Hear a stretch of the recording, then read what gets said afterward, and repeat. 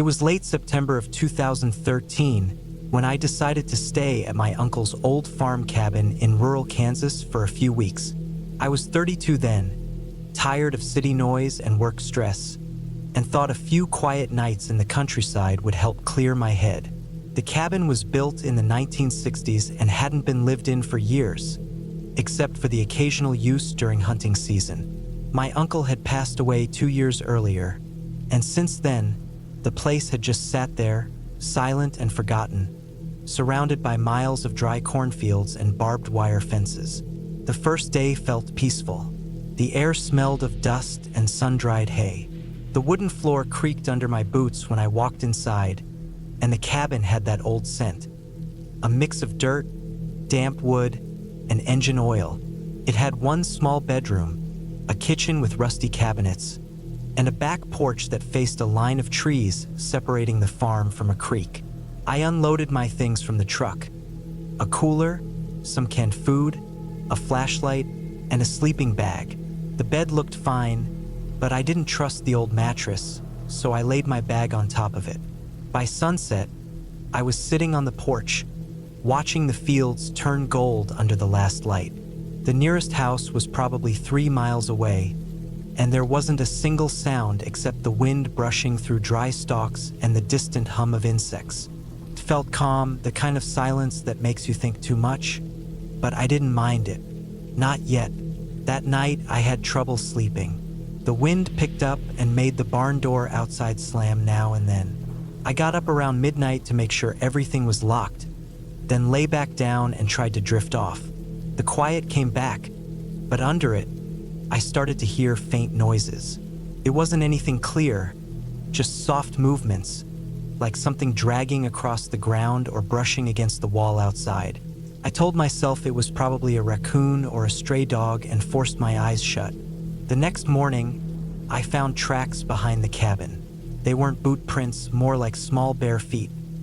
Maybe a kid's, but thinner, lighter, and uneven, like whoever made them was limping or dragging a leg.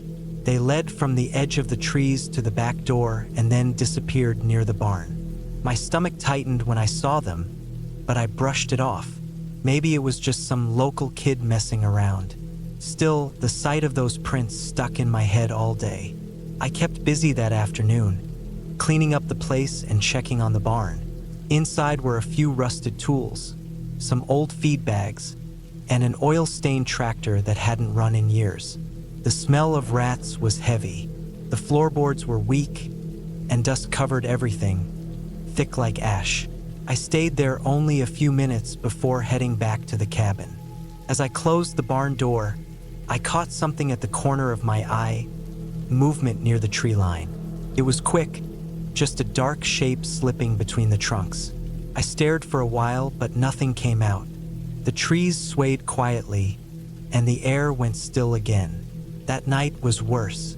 I barely slept. Around 1 in the morning, the noises came back. Slow shuffling sounds, light but steady, circling the cabin. The sound of something brushing against the siding. Then came a soft tap on the back window, like a fingertip hitting the glass once, then again, and then silence. I sat up in my sleeping bag, my chest tight, listening. Every instinct told me to stay still, to not even breathe too loudly. After a few minutes, the sound faded. I waited another hour before daring to move. When morning came, I checked the window. Smudges covered the glass, like oily handprints, small and uneven. The same footprints were there in the dirt too, only now they went all the way around the cabin. It didn't make sense. Who would be out here in the middle of nowhere at night, barefoot in cold weather? I told myself it had to be a teenager from a nearby farm, maybe playing some kind of prank. But even then, it didn't feel right.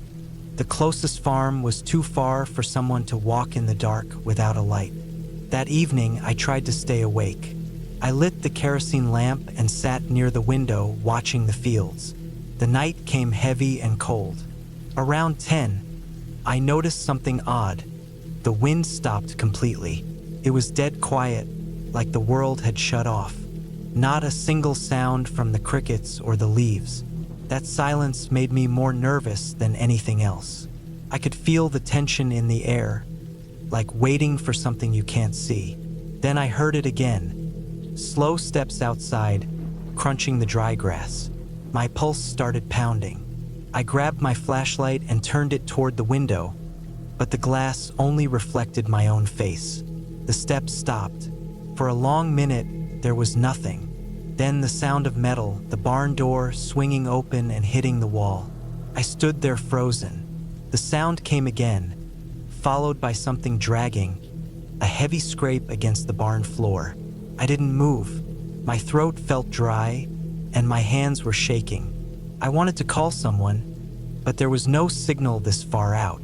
It went on for maybe 5 minutes, the dragging sound, then stopped. I waited until dawn before stepping outside. The barn door was wide open, and the inside looked the same, except for one thing. The dirt floor had a long mark across it, like something heavy had been pulled from one corner to another. The tracks led out the back door and disappeared into the field. I followed them for a bit, maybe 50 yards, before they faded among the corn stalks. That was when I realized the prints had changed. They weren't just small and bare anymore. They were mixed with deeper impressions, like something had been crawling beside them. I didn't go far. I turned back, locked the cabin, and packed my things. I told myself I'd leave by afternoon, but as I loaded the truck, I felt eyes on me. That same thick silence hanging around, the kind that makes your skin crawl. I didn't see anything, but I could feel it, watching from somewhere beyond the rows of corn. Before leaving, I went inside one last time to grab my flashlight. When I bent down near the bed, I noticed the floorboards under it looked loose. They were old and cracked, and one plank had a corner slightly lifted. Something made me pull it up. Underneath was a small space filled with dust and a few old things. A torn shoe, a faded photo, and a small rusted metal box. The box had been pried open years ago, the lid bent. Inside were old coins, a pocket knife, and a thin piece of rope tied into a loop. The photo showed a young boy, maybe 10, standing in front of the same cabin, barefoot with a half smile. The back of the photo had one word written in shaky pencil: Eli. I stared at it for a while, the uneasiness growing heavier. My uncle never mentioned any kid. Maybe it was a neighbor's child from years ago, but something about it didn't sit right. The barefoot boy, the tracks, the dragging noises. I put everything back, nailed the board down, and left. I didn't look back when I drove off. The road was long and empty, the cornfields bending with the wind as the sky turned pale. When I reached the highway, I finally felt like I could breathe again. I stayed at a motel that night, far from the farm, and didn't tell anyone what I'd found. But for weeks after, I couldn't shake the feeling that something had been there with me. Not supernatural, not a ghost, just something human and wrong. Something that had stayed hidden on that land for too long. A month later, out of curiosity or maybe guilt, I searched the old county records online. There was a note from 1978, a missing child report for a boy named Eli Carter. Last seen near his family's farm, a few miles west of where my uncle's property was. No remains were ever found, no trace after the first search. The file ended there, cold and unfinished. I didn't go back to that cabin again. I told the realtor to sell it even if it went cheap. Some places hold their silence too long, and after a while it starts to sound like breathing, waiting for someone to listen.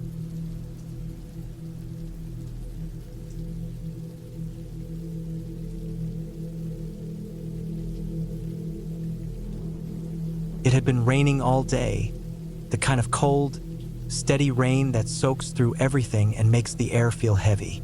I'd been driving through northern Idaho for hours, following a muddy dirt road that barely looked like a road anymore.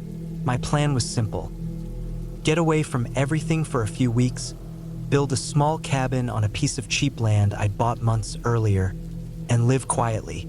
No people, no noise, no distractions. Just me, the woods, and the work. By the time I reached the clearing where I planned to build, the sky was a dull gray, and the rain had turned into a mist that clung to the trees. The place looked like it hadn't seen another person in years. Tall pines surrounded the clearing on all sides, and the ground was soft and uneven, covered in wet leaves and small puddles. I parked my old truck near a pile of lumber I'd brought earlier in the week, stepped out, and felt the cold dampness sink straight through my jacket. It smelled like wet wood and earth, the kind of smell you only get in deep forests after days of rain. The sound of the rain was steady but quiet, a soft tapping on the leaves above. My plan was to build a small cabin just big enough for one person, using mostly hand tools. I didn't have power out there, and that was the point. I wanted to do everything by hand. I set up a tarp between two trees and unpacked my gear underneath it. My hands were already cold, but I didn't want to stop. I began cutting logs, squaring them, stacking them. The repetitive motion kept my mind clear. As the hours passed, the rain got heavier. The ground turned into a swampy mess. My boots sank into the mud with each step. I kept working, but I couldn't ignore the feeling that something about the place felt off.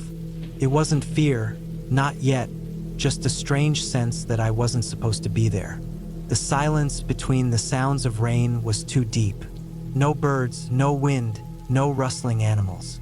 Just me and the steady hiss of water on leaves.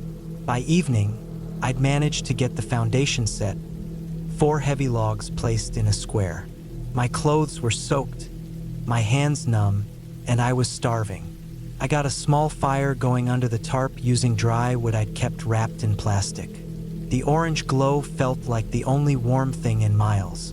I sat by it, ate a cold can of beans, and watched the rain fall. The light flickered against the trees, and the shadows seemed to move with the wind. After a while, I noticed something strange. Near the edge of the tree line, maybe 50 feet away, a thin column of smoke was rising. It was faint but definitely there. At first, I thought it might have been steam from the wet ground, but it was too steady. Someone else was out there. I didn't hear anything, didn't see any lights, just that faint smoke curling up through the mist. I tried to tell myself it was nothing. Maybe lightning had struck a dead tree earlier. Maybe there was an old fire pit from campers. Still, I couldn't shake the feeling of being watched. I decided to focus on my fire, keeping my eyes low. The rain softened again, but the forest stayed silent. As the night came down, the forest got darker than I'd ever seen. The clouds hid the moon completely. I had a small lantern, but I didn't use it much. The fire was enough. I lay down inside the partial frame of the cabin, wrapped in my sleeping bag, listening to the rain. It hit the tarp in uneven rhythms, and every now and then I thought I heard footsteps in the mud beyond the light. I'd sit up, stare into the dark, but there was never anything there. The rain didn't stop through the night. I must have fallen asleep at some point, but I woke up suddenly when I heard something metallic clatter near the truck. I froze, listening. The rain masked most sounds, but I was sure of what I'd heard. Something had hit the side of the truck or one of the tools I'd left beside it. I reached for my flashlight and switched it on. The beam cut through the mist, but I couldn't see far. Everything looked slick and shining. I got up quietly, pulled my jacket over my shoulders, and stepped out from under the tarp. The cold air hit my face immediately. I could smell the wet metal from the truck, the smoke from my dying fire, the faint scent of pine. I walked slowly toward the truck, my boots squelching in the mud. The flashlight beam shook slightly in my hand. When I reached the truck, I saw the shovel I'd left leaning against the tailgate lying on the ground. That was probably the noise I'd heard. I bent down to pick it up and noticed something. Footprints. Fresh ones. They weren't mine. They came from the tree line and stopped right near where I was standing. Deep, clear impressions in the soft mud. Whoever it was had been barefoot. I followed the prints a few feet until they disappeared into the wet leaves near the woods. I couldn't see anything beyond the first few trees. My gut told me to get back under the tarp, but curiosity kept me standing there for a while, scanning the dark. Then I heard a soft crack, like a branch breaking, maybe 20 yards away. That was enough for me. I turned back to the fire, fed it a few dry sticks, and sat with my back to the half-built cabin, facing the woods. I didn't sleep again that night. I just watched the trees until the gray light of morning began to show. The rain had stopped sometime before dawn, leaving the forest silent and heavy with fog. I checked around the clearing again. The footprints were still there, clear as before. They led from the trees and back again. No signs of anyone, though. I didn't have phone service that deep out, but I thought about driving back into town. Instead, I decided to finish building what I'd started. I worked all day, cutting, stacking, and fitting the logs together. The forest stayed quiet. It almost felt normal again by afternoon. I tried not to think about the footprints. The air smelled fresh from the rain, and for a while I felt calm. But when I went to fetch more wood from the edge of the clearing, I noticed something I hadn't seen before. Near the trees, where the footprints had been, someone had left something. A small tin can, old and rusted, sitting upright on a flat rock. It hadn't been there yesterday. Inside the can was a wet piece of paper folded neatly. I opened it. It was blank. No writing, just a single torn sheet of lined paper.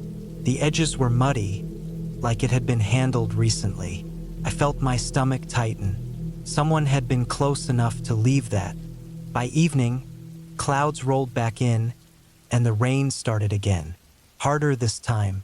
I decided I wasn't going to stay another night.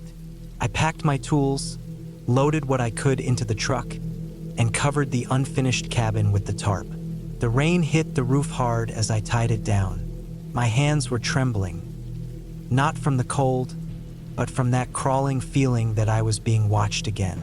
Before leaving, I took one last look at the woods. Through the rain, the fog, and the shifting light, I thought I saw a figure standing among the trees. It wasn't clear, maybe just a shadow, maybe my own nerves, but it stood still for too long to be nothing. I climbed into the truck, slammed the door, and started the engine. The sound of it filled the silence in a way that almost felt safe. As I drove away, the rain blurred the windshield, and the trees closed in behind me. I didn't look back. I reached the main road after about an hour and stopped once I had service. My hands were still shaking when I lit a cigarette and sat there in the idling truck. I told myself it was just some local messing around, maybe a hunter or a squatter.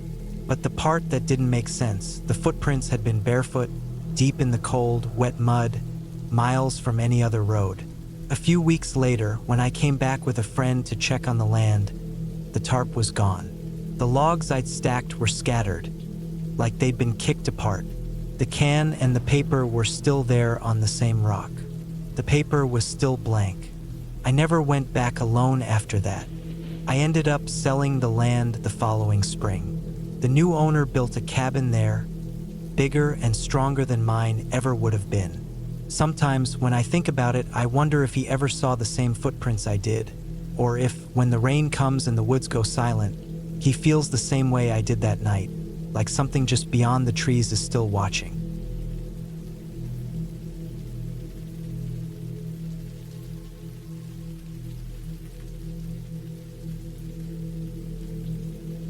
It had been 8 years since I'd last seen the cabin. The road to it was still narrow and rough, surrounded by thick pine trees that leaned over as if trying to hide the place. I hadn't planned to come back, not after what had happened between me and Daniel, but life has a strange way of pulling you back to things you've tried to bury.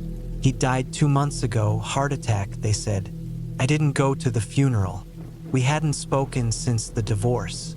But last week, his sister called me, saying there were some things left in the old cabin that might belong to me. I told her to throw them away, but the thought of those woods, that place, kept gnawing at me. So here I was, in October of 2019, driving alone through a thin trail that barely deserved to be called a road. I was 38 then, a little worn down, but not broken. The air was colder than I remembered, sharp enough to sting my throat when I rolled down the window. The forest looked darker than it used to, maybe because I was coming here alone this time. The cabin came into view after another 15 minutes of slow driving. It looked smaller now, almost buried in the overgrown brush and vines that had crawled up its sides. The wood had turned gray, and the porch steps sagged in the middle. Daniel always said he'd fix them next time. There had been a lot of next times with him. I parked near the edge of the clearing and turned off the engine. The sudden quiet felt heavier than sound. All I could hear was the faint ticking of the engine cooling off, and far off, something like the slow crack of branches shifting in the wind. I stepped out, my boots crunching on the gravel, and for a second I thought I heard movement near the treeline. Probably just an animal, I told myself. The key still fit the lock. The door creaked when I pushed it open, the kind of long groan that made the hair on your arms stand up. The smell hit me first, stale wood, dampness, and something faintly metallic, like old tools rusting. The light from outside didn't reach far inside, so I had to pull my phone out and use its flashlight. Dust hung in the air like mist. Everything was still where I remembered it. The same wooden table in the center, the two mismatched chairs, the old kerosene lamp sitting on the counter. A cracked coffee mug still rested beside the sink. The place hadn't been touched in years. I walked deeper inside, every floorboard whining under my steps. In the back was the small bedroom. That room was always too cold, even in summer. I used to complain about the drafts, but Daniel said it was part of the charm. The bed still had the same old wool blanket folded at the end. On the dresser sat a box, covered in a thin layer of dust. Inside were photographs, me and him, taken during those early years when we thought life would stay easy forever. Us fishing by the lake, laughing around the campfire, sitting on that very porch with mugs of coffee. I stared at one of the photos for a long while, remembering how young we looked. But something about the room felt off. I couldn't place it right away, but it felt like the air was heavier, like the cabin itself was holding its breath. There was a faint smell I hadn't noticed before, something musty and sour, almost hidden beneath the scent of old wood.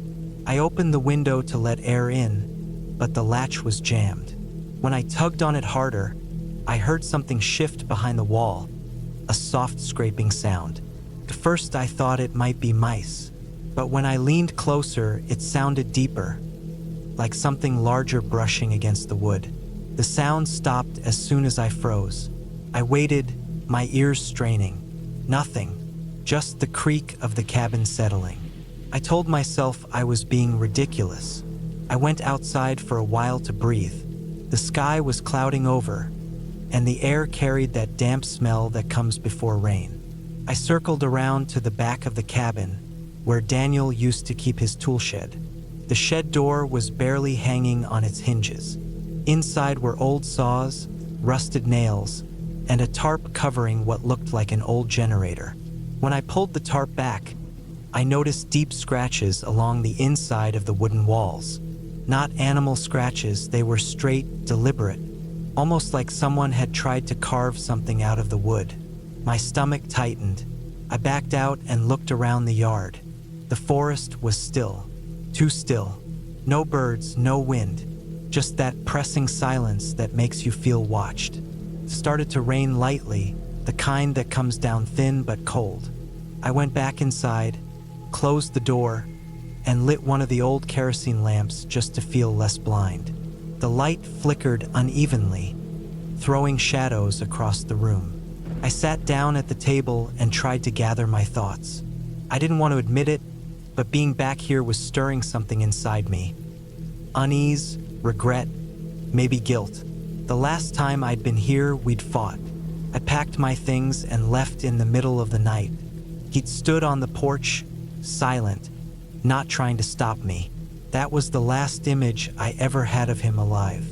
I got up and decided to check the crawl space under the floor. Daniel used to store things there, old tools, fishing gear, sometimes extra fuel. I remembered the small hatch near the back of the kitchen. When I pried it open, the smell hit me first. It wasn't fuel or damp earth. It was something heavier, sour, and old. I pointed my phone flashlight down and saw what looked like torn plastic bags and wooden crates. One of them had been ripped open. Inside were old canned goods and papers scattered around. Then I saw something else. A metal box, half buried under dust.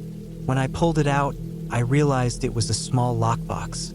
The key was still in the latch.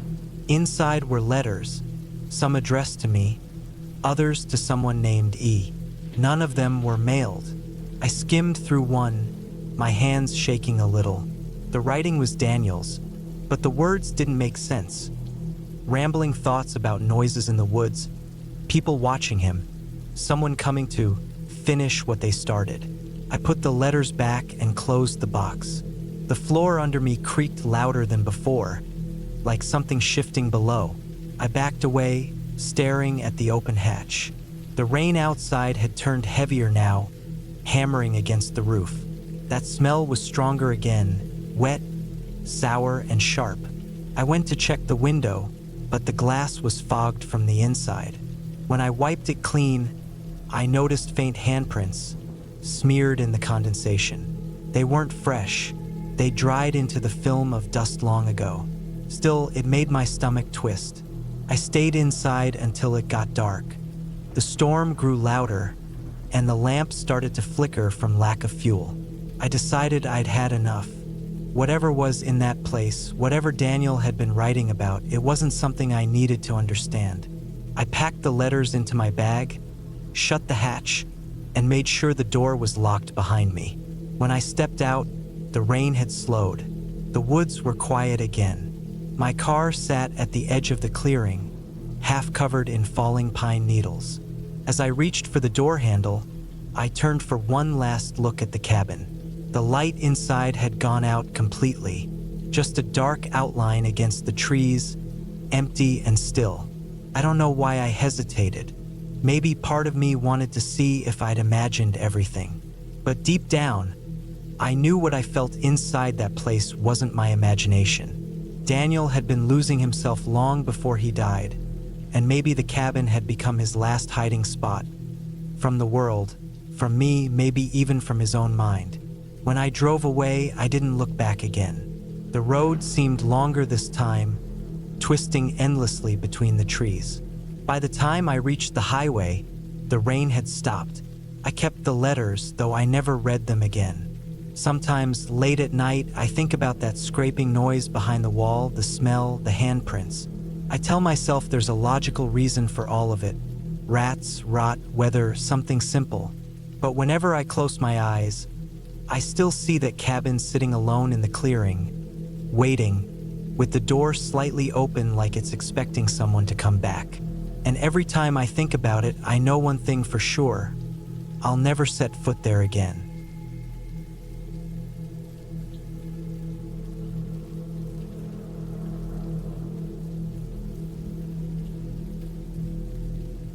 It was late October of 1998 when I decided to take a week off from work and drive north into the thick woods of Montana. I had been working long hours at the mill, my body sore and my head full of noise that never seemed to quiet down. A friend had mentioned an old cabin that used to belong to a man who lived out there alone for decades. They called him the Woods Man, though nobody ever knew his real name. He had died years back, leaving the cabin abandoned. It sounded perfect for some peace and quiet. I packed my old Chevy with a few supplies, some food, a lantern, a small hatchet, a sleeping bag, and a canteen, and left before sunrise.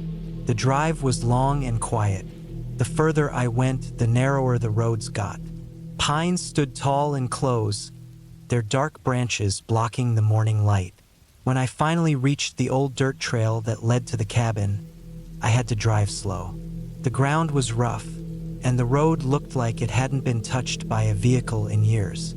My tires kicked up dust as I crept forward, following the curve of the road until the woods opened just enough to reveal it. A small cabin made of dark wood, its roof sagging slightly, and the porch leaning to one side. The place looked like it had been left behind by time itself.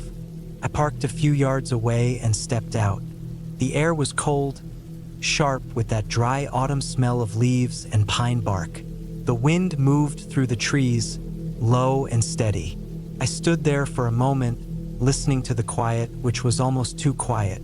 There wasn't even the sound of birds. I grabbed my bag and walked up to the door. It took a bit of effort to push it open. The wood had swollen from years of damp weather. Inside, the air was stale and smelled faintly of old smoke and dust. There was a small table, a rusted stove in one corner, and a cot with torn blankets. Everything had a layer of grime, and when I touched the wall, it left a smudge on my fingertips. I spent the next few hours cleaning it up as best I could. I swept the floor with an old broom that was half broken and cleared a few cobwebs. I opened the shutters to let the daylight in. The place didn't feel cozy, but it felt still, like it had been waiting. I set up my sleeping bag on the cot, started a small fire in the stove using dry bark and some matches I brought, and sat down to eat. The first night came fast. The woods turned black quicker than I expected. There wasn't much of a sunset, just a slow fade from gray to darkness. I sat near the stove, listening to the crackle of the fire and the faint whistling of the wind outside. It was around midnight when I first heard it, a faint snapping sound coming from the woods behind the cabin. It wasn't close, but it was clear. At first, I thought it was just a branch falling, but then I heard another, then another. Each one sounded like something heavy stepping on dry sticks. I tried to ignore it, telling myself that it was probably an animal, maybe a deer, but the steps didn't sound random. They came slow, one after another, like someone walking. Then they stopped altogether. The silence that followed made the hair on my arms rise. I waited for another sound, but there was nothing. I eventually crawled into my sleeping bag, though I didn't sleep much that night. The next morning, I stepped outside and looked around.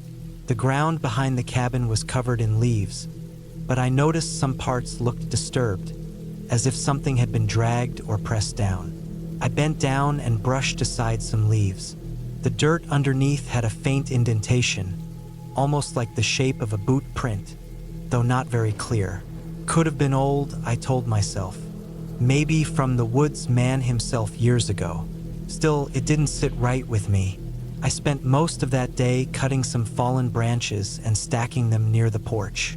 The forest was dense, the kind that made you lose sense of direction if you walked too far. I tried to keep myself busy, not thinking much about the noises from the night before. But as the day got colder and shadows stretched longer, I started to feel that same uneasiness creep in. The woods seemed heavier after dark, the quiet thicker. That night, I built the fire higher, just to keep the cabin warm and the light steady. Around 1 a.m., the noises started again. Not far this time. I heard the same slow crunch of footsteps, this time circling around the side of the cabin. I froze. My heart thudded in my chest, and I could feel the heat from the stove against my back. I didn't move. I just listened. The sound stopped right outside the back wall. The cabin was small enough that I could almost sense where the sound came from. Then there was a faint scrape, like something brushing against the wood.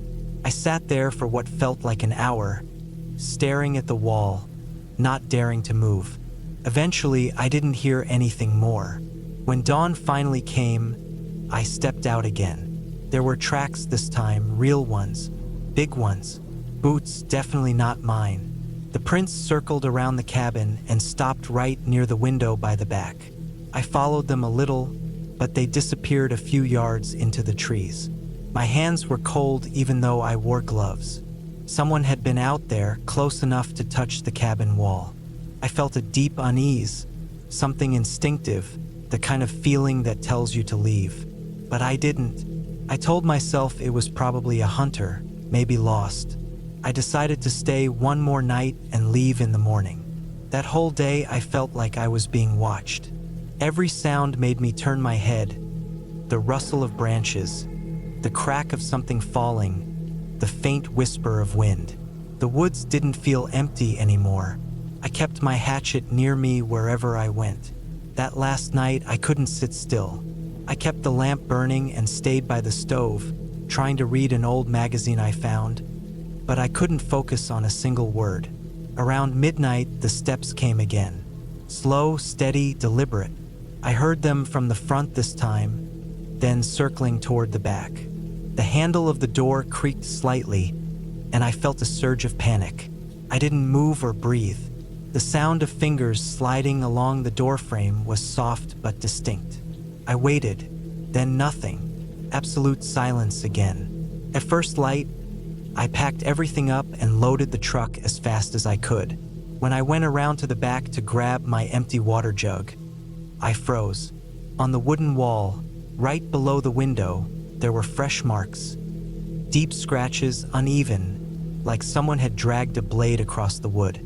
Some of them were shallow, but others were deep enough to splinter it. I stared at them for a long time. They were too deliberate to be from an animal. I drove away fast, glancing in the rearview mirror every few seconds. The woods seemed to close behind me as I left, swallowing the cabin whole. When I got back to town, I stopped at a small diner for coffee. My hands were still shaking slightly. The waitress asked if I was all right, said I looked pale.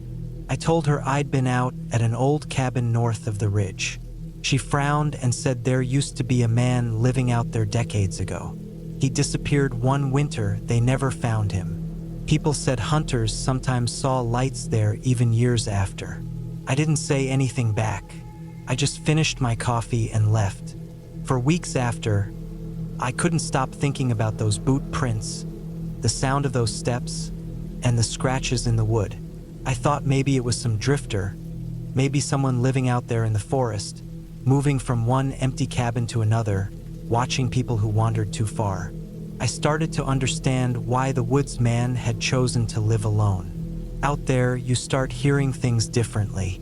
Every sound becomes something alive. Every silence feels like someone waiting. A few months later, when I drove past that road again, I slowed down near the trail that led to the cabin. The dirt path was overgrown now, almost hidden by weeds and young pines. I didn't stop. I just looked once and kept going. The woods were quiet as always, but I swear, as I passed, I thought I saw movement between the trees. Just a shadow, quick and thin. Maybe it was nothing. Maybe it was just my mind remembering that sound of slow footsteps behind thin cabin walls. Either way, I never went back there again.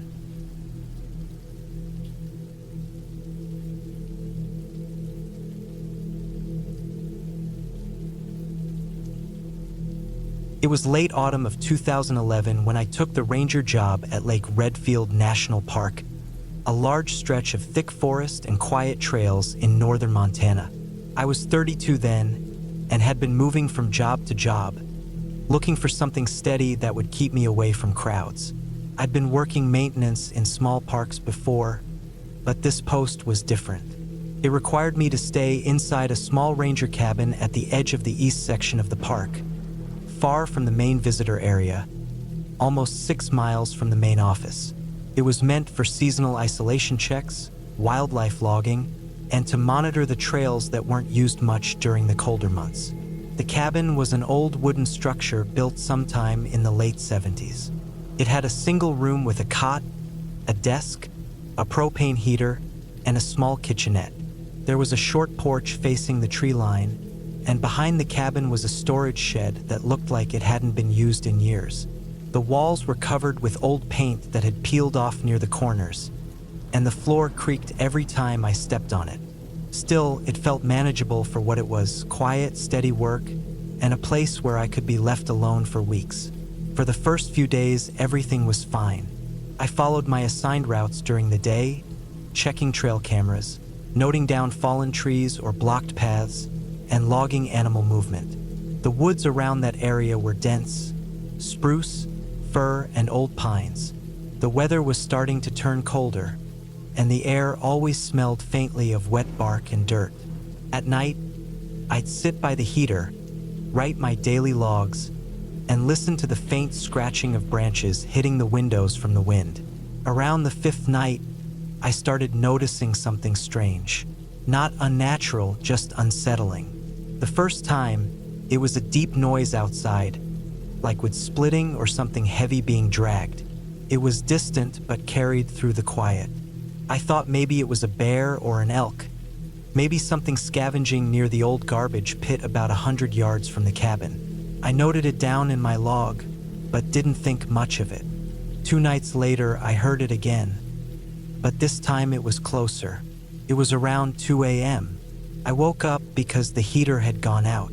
The temperature inside the cabin dropped quickly when that happened. I got up, put on my jacket, and went to relight it. That's when I heard a heavy crack just outside, followed by a low thud. I froze for a moment, thinking it might be a tree branch. I waited, but the woods were completely still after that. The next morning, when I walked out to check, I noticed large drag marks in the dirt leading behind the storage shed.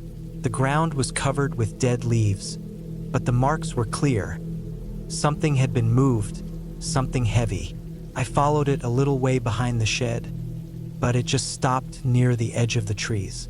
There were no tracks I could make out clearly, and the ground was too uneven to tell if it was animal or human. That day, I walked my route with a little more attention. Every now and then I had the feeling of being watched, though I kept trying to tell myself it was just the stillness of the forest playing tricks. You spend enough time alone in the woods and even the silence starts to have a weight to it. When night came, I made sure to lock the door and keep the light dim. I was sitting at the desk, reading through the wildlife logbook from the previous ranger who'd worked there years before. Most of it was dull sightings, weather notes, trail damage. But toward the end, I found an entry that caught me off guard.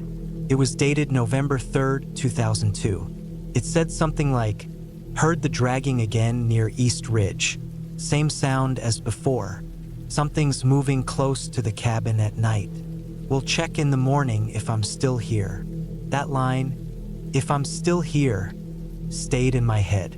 It was written in rushed, uneven handwriting, and there were no more entries after that. No report, no follow-up. I tried to look up that ranger's name in the old files later on, but there was nothing. Just a missing entry in the record from that year. That night, I barely slept. Around 3 a.m., the dragging sound came again, much closer this time, like right behind the cabin. It was slow, steady, like something being pulled over the dirt. I didn't move. I just sat on the bed, holding my flashlight, staring at the wall. Then came the scraping against the back wall of the cabin, the wood groaning as if something was pressing against it. I sat there for maybe 20 minutes, not daring to make a sound. Then it stopped. The forest went silent again, too silent. No wind, no crickets, not even the usual rustle of branches. In the morning, when I went outside, the first thing I noticed was the shed door wide open. I knew for sure I'd latched it the previous evening because the lock was stiff and I had to use both hands to pull it shut. The lock wasn't broken. It was just hanging loose on the side. I walked up slowly, flashlight in hand, and looked inside. The smell hit me first, a mix of rot and metal. Inside, there were old tools, a rusted chainsaw, a few gas cans, and something covered with a tarp near the back. When I pulled the tarp aside, I found a large pile of bones. Not human, at least I didn't think so.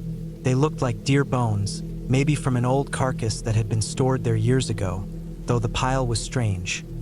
Clean bones stacked neatly, too clean for something left out in the open. There were cut marks on some of them, straight and deep. I felt something tighten in my chest as I backed out of the shed. I locked it again, this time looping a rope through the handle just in case. The rest of that day, I stayed near the cabin, checking every few minutes out the window. Nothing moved, but I could feel something, like the woods had eyes, silent and patient. That night, I didn't sleep at all. I sat on the chair near the window, facing the back of the cabin, the flashlight in my lap. Around midnight, I saw movement, a dark shape near the tree line. It wasn't walking upright, not fully, more hunched. It stayed still for a long time, then slowly backed into the woods. My pulse was so loud I could barely hear anything else. I decided the next morning I was leaving. I packed my bag, shut off the heater, and began walking down the main trail toward the ranger station, about 6 miles away. It was still early, a thin mist hanging over the trees, and my boots were wet from the dew. I kept glancing behind me every few minutes, half expecting to see someone following. About halfway down, near a bend in the trail, I noticed something in the dirt. The same drag marks, fresh, cutting across the path from one side of the woods to the other. They went on for maybe 20 feet, then disappeared into the trees. I stopped, staring at them, my mind turning over the same thought again and again. Something was moving through there at night, and it wasn't just an animal scavenging. When I finally reached the main station, I handed in my report, logged the maintenance records, and didn't say anything about what I'd found. I didn't know how to explain it without sounding paranoid. A few days later, I quit the job. A month after I left, I read a short note online about a ranger who had gone missing in that same section while doing a winter equipment check. They found his truck parked near the East Ridge, door open, but no sign of him. The report said there were drag marks near the cabin, same as before. They never found him. Sometimes when I think about that cabin, the dragging sounds, the shed, the strange stillness in the woods, I realized it wasn't fear of what it was that scared me most. It was not knowing who or what had been there long before any of us, moving silently through that forest, watching every time the lights went out. I've never gone back to Lake Redfield since. I've worked other parks, other places, but I still remember that night. The scraping against the walls, the smell in the shed, and the sound of something heavy moving just beyond the cabin, slow and patient, waiting for the dark to fall again.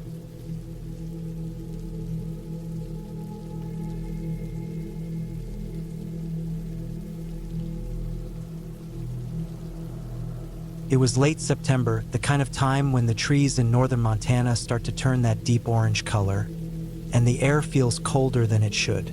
I drove up the narrow dirt road that led to my grandfather's old cabin, tucked miles deep into the pine forest. It had been over 15 years since I'd last seen it. I was 32 now, and my grandfather had been gone nearly 10 years. The property had been left to me, but I never bothered coming until now. Maybe it was curiosity, or maybe it was guilt. I honestly didn't know. The drive itself felt endless. The forest thickened the higher I went, and the road became rough, uneven, like it hadn't been touched by anyone in years. My old truck rattled and groaned as I climbed the hill, the gravel spitting under the tires. The cabin finally appeared after a long bend, sitting in a small clearing surrounded by tall pines. The roof was half sunk on one side, the windows clouded with dirt. The front steps were splintered, and the door looked swollen from years of weather beating against it. I parked the truck and shut off the engine. The silence hit hard. No wind, no birds, nothing but the faint ticking sound of my engine cooling off. I stood there for a minute, just staring at the cabin. The memories came slow. Summers as a kid, sitting on the porch while my grandfather worked with his tools, the smell of pine sap and sawdust. But the place didn't look like the one I remembered. It looked darker, smaller, forgotten. When I stepped onto the porch, the wood groaned under my boots. The front door was locked, so I went around to the back. The ground there was soft, covered with fallen needles and damp soil. A window on the backside was cracked open, so I pushed it up and climbed in. The air inside was stale and heavy. Dust floated through the beams of sunlight cutting through the dirty windows. The cabin was one big room with a small kitchen area to the right and a sleeping space to the left. Everything was covered in a thin layer of dust and cobwebs. The wooden table in the center still had an old ashtray on it, half full of gray dust. My grandfather never quit smoking. His old jacket still hung on the wall hook near the door, faded and stiff. I spent a while walking around, checking things out. The floor creaked badly in some spots, especially near the far wall. When I stepped there, the boards gave a little soft under my weight. I knelt down and pressed my hand against the floor. It almost felt like the ground underneath was hollow. I remembered that there used to be a small cellar under the cabin, where my grandfather stored canned food and tools. I found the trapdoor near the corner, covered with an old rug and nailed shut with rusty nails. It took me a while to pry them loose with the back of a hammer I found by the stove. When the nails came free, I lifted the wooden hatch. A thick, damp smell came up, like wet earth mixed with something sour. I grabbed my flashlight from my bag and shined it down. The narrow steps led into darkness. I hesitated for a moment. There was something about that smell that bothered me. It wasn't just dirt. It was heavier, more rotten. But I told myself it was probably just a dead animal or something that crawled down there years ago. I stepped down slowly, the wood groaning under my boots. The cellar was small and cold, the air damp enough that my breath showed in faint clouds. There were old shelves against the walls with rusted jars and metal boxes. The ground was packed dirt, uneven and soft. I walked around, the flashlight beam cutting across the low ceiling. That's when I saw it. Something half buried in the corner near a pile of old rags. At first, I thought it was a rolled-up tarp, the kind you'd use to cover firewood. But when I moved closer, the light caught something pale sticking out from the dirt. It took me a second to realize it was bone. A hand. Thin, dried, curled like it had been reaching upward. I froze. My body felt heavy, like the air itself pressed against me. The skin on my arms prickled. I knelt down slowly and brushed the dirt aside with my glove. The rest of it came into view, a body or what was left of one. The clothes were mostly gone, just scraps of dark fabric clinging to the bones. The skull was turned to the side, jaw slightly open, dirt packed inside. For a long moment, I couldn't move. I just knelt there, breathing through my mouth, staring. My grandfather's cabin, and there was a dead body buried underneath it. I felt sick. My first thought was that maybe it was someone from way before his time, maybe even older than the cabin itself. But the fabric didn't look ancient. It looked like denim, modern. I forced myself to stand. My knees were shaking. I climbed back up the stairs and shut the hatch, the sound of the wood slamming making me jump. My hands were trembling so badly that I dropped the flashlight. It hit the floor and rolled under the table. I just stood there, staring at the rug-covered hatch, breathing hard. After a while, I grabbed my phone. No signal. Of course, the forest out here was too deep. I went outside to check again, walking toward the clearing where the truck sat. I climbed onto the hood, held my phone up. Still nothing. The sun was starting to sink behind the trees, painting everything in that dull orange glow. I didn't want to stay there overnight, but I also didn't want to drive back down the mountain road in the dark. So I decided to sleep in the truck and leave at dawn. The night was long. I couldn't stop thinking about what was under the cabin. Every sound from the woods made me jump. I barely slept an hour. When the first light showed through the trees, I started the truck and drove down the hill until I finally got service. I called the county sheriff's office and told them what I found. They met me back at the cabin later that afternoon. 2 deputies and a detective came with shovels and gear. I waited outside while they went down into the cellar. The detective came up after a while, his face stiff and serious. They spent hours down there, digging carefully, documenting everything. They found the full skeleton and parts of another smaller one, maybe from an animal. They took samples, pictures, and measurements. I watched from the porch, my hands cold despite the sun. Later, the detective told me the bones weren't ancient. They were maybe 15 to 20 years old. Around the same time my grandfather was still alive. He said it looked like the person had been buried intentionally. No sign of tools or self-defense marks on the bones. He asked me if I knew anything about anyone who had gone missing near here. I didn't. A few weeks later, after the forensic tests came back, they identified the body as a man from a nearby town who went missing around 2008. His name was Paul Erickson. I didn't recognize it at first, but when I looked at the old newspaper archives online, I saw his face. He used to work with my grandfather at the lumber mill before he retired. The sheriff said it looked like he'd been hit in the head with something heavy. They never found the weapon. My grandfather had died in 2015 from a stroke. No records, no reports, no notes. Nothing linking him to the disappearance except for that body buried under his floor. I went back to the cabin once more after the investigation was done. The cellar was empty now, just a dark hole in the ground. They'd taken the remains and sealed it off with police tape. I stood there for a long time, looking at the place where my grandfather used to sit and whittle wood by the fire. The silence felt different now, heavier, like something had settled into the walls. I left the cabin that day for good, sold the property a few months later. The new owner tore it down and built a new place there.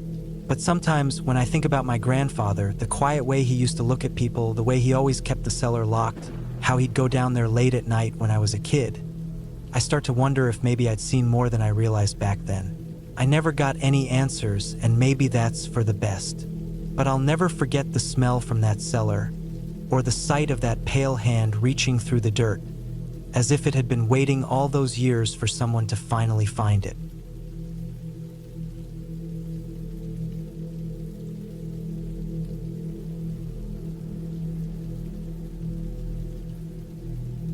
It was the fall of 1998 when I decided to spend a few weeks alone in a cabin deep in the woods of northern Montana. I was 34 then, working construction most of the year, and I needed a break from the city noise and the constant movement of people.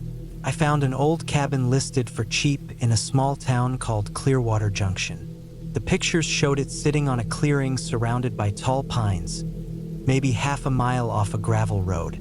It looked quiet, empty, and perfect for being alone. I arrived there in early October, when the air had that sharp, dry chill and the sun dipped early behind the trees. The cabin was smaller than it looked in the photos, made of old, weathered logs that had turned gray with time. The porch leaned slightly to one side, and the windows were streaked with dirt. The door creaked loudly when I opened it. Inside smelled like old wood and dust, like something that had been left alone too long. There was a wood stove, a single bed in one corner, a table, and a few chairs. A tiny bathroom with an old pump-style sink sat behind a half-rotted door. I unpacked my bags and walked through the place slowly, taking note of the way the floorboards groaned under my boots. The sound echoed through the cabin in a hollow way that reminded me of how far I was from anyone else. The nearest neighbor, from what the man at the gas station said, was about 6 miles down the main road. No one came out here much. Hunters sometimes, maybe. He told me coyotes were common, and sometimes mountain lions, but nothing to worry about if I kept food inside. The first few days were peaceful. I spent my time cutting small logs, cleaning up the yard, and trying to fix the small things that bothered me. The door didn't close properly, and the windows let in cold drafts. I patched gaps with rags and tape.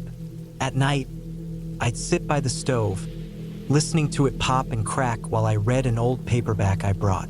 The silence outside was heavy, broken only by wind pushing through the pines or the faint sound of branches falling. But around the 5th night, things started to feel different. I remember it because that was the first night it rained. The rain was hard, hitting the roof like handfuls of gravel. The sound filled the whole cabin.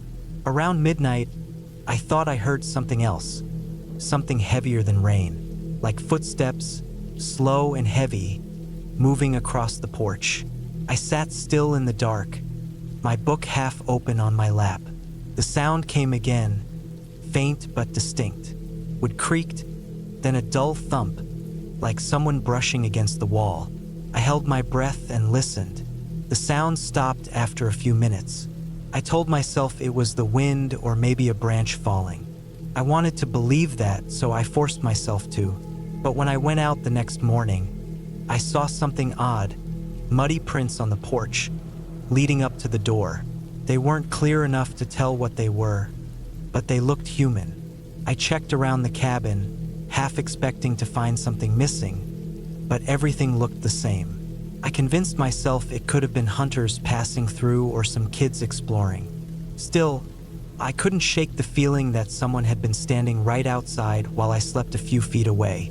That night, I locked the door tight and shoved a chair under the handle. The rain had stopped, but the air was thick and damp. I lay on the bed with my flashlight beside me, every small sound making me tense up. Around 2 in the morning, I woke to another noise, a faint scraping near the window. Not scratching, more like something metal dragging lightly across the glass. My heart started pounding. I didn't move, just stared into the dark. Then it stopped. In the morning, I went outside again. There were new marks on the window, faint streaks that hadn't been there before.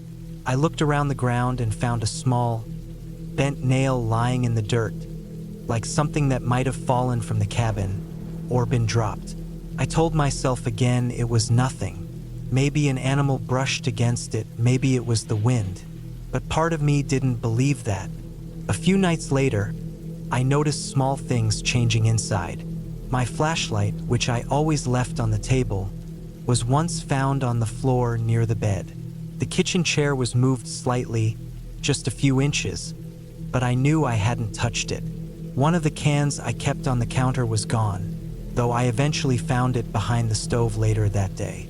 I thought maybe I was forgetting things, losing track of what I did, but it kept happening. By the second week, I started feeling like I was being watched. Every time I stepped outside to chop wood or check the path, I had this strange sense of being observed. I'd glance into the tree line, expecting to see someone, but there was never anything. Just the endless forest, quiet and still. Then came the night that made me leave. It was colder than usual, the kind of cold that creeps into your bones even with the stove burning.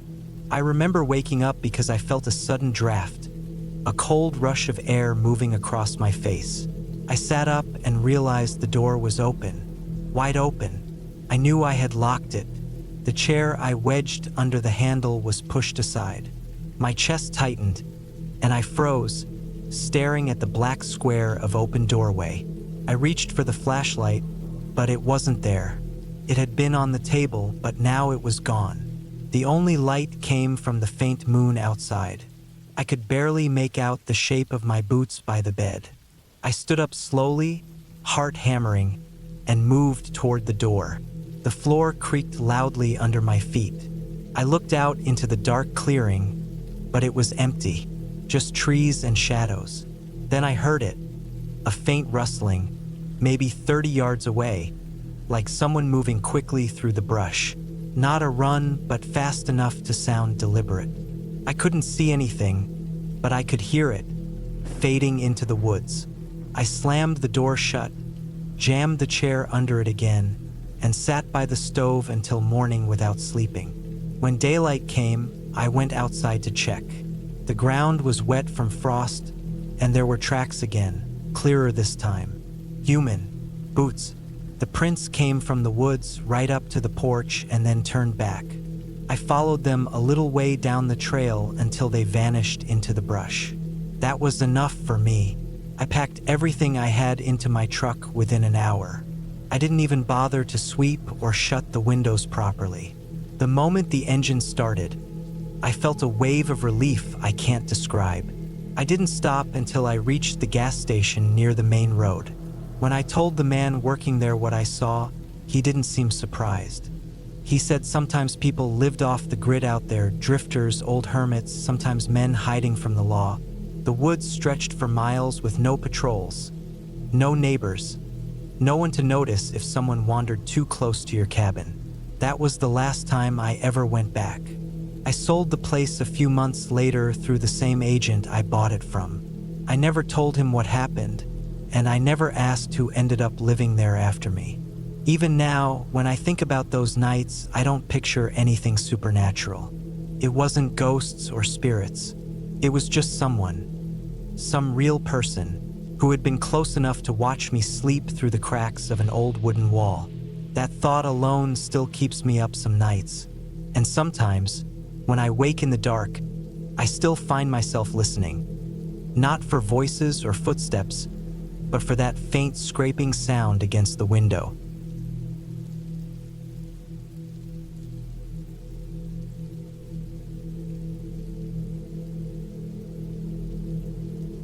It was late October of 2014 when I found myself driving down a narrow dirt road that barely showed up on the map. I was 28 back then, working as a freelance photographer, trying to build a portfolio that could get me steady work. My latest idea was to capture the old graveyards scattered across the rural parts of northern Pennsylvania. Those forgotten places overrun by weeds and time, where the headstones tilted like crooked teeth and the ground sank unevenly around them. Most people avoided those places, but for me, they had a strange pull. That morning had started calm. I had left a small town called Mercer just after sunrise, heading north toward an area that was once farmland decades ago, but now just stretches of forest and empty fields. I had marked a few abandoned cemeteries on my paper map, each of them miles apart from the next. My plan was to reach one near a place called Hollow Creek by afternoon, take some photos, and find a spot to rest for the night. I didn't know then that there was a small wooden cabin near that same cemetery, one that would end up being the most unsettling place I'd ever spent a night. By the time I reached Hollow Creek, the sky had turned dull and gray. The air was still and heavy, and there was that strange quiet you sometimes get before rain. The dirt road wound deeper into the trees until it ended in a clearing. The graveyard sat there, half hidden by tall grass and wild bushes. The wooden fence around it had mostly collapsed, and I could see the headstones leaning in all directions. I parked the car a few feet from the entrance, grabbed my camera bag, and started walking around. Most of the graves were from the 1800s, names and dates barely visible. I took pictures from every angle, crouching down, adjusting focus, trying to catch the eerie beauty of decay. Every time I pressed the shutter, the click echoed faintly in the silence. I was alone, but I couldn't shake the feeling of being watched. Not in a supernatural sense, just that prickly awareness you get when you're isolated in a strange place. About an hour later, I noticed something further back behind the graveyard. It looked like a small structure made of old timber, half hidden by vines and dead branches. I pushed through the brush and saw it clearly. A cabin. The door was hanging slightly open, the wood darkened with age. It wasn't big, maybe one room and a little porch that had mostly collapsed. The cabin was clearly abandoned, but I could tell someone might have used it long ago. There was a rusted axe leaning against the outer wall, a pile of broken glass near the steps, and inside, through the doorway, I could see the remains of a cot and a small table. I decided I'd check it out later and maybe even stay the night if it was dry enough inside. The weather was getting worse by evening. The sky turned darker, wind picked up, and I could smell rain in the air. I hadn't passed any towns in hours, and I didn't want to drive those narrow roads in the dark. So, I went back to the car, grabbed my sleeping bag, a small flashlight, and some snacks, and decided to stay in the cabin. I told myself it would be a good story to tell someday. A night alone in a graveyard cabin. When I stepped inside, the first thing that hit me was the smell. Musty wood, damp earth, and something faintly metallic, like rust or dried blood. The floor was covered in dust and leaves. I used my flashlight to look around. There was a small table with a few glass jars, a broken lantern, and what looked like a coffee pot coated in grime. The cot against the far wall still had an old mattress on it, sunken in the middle.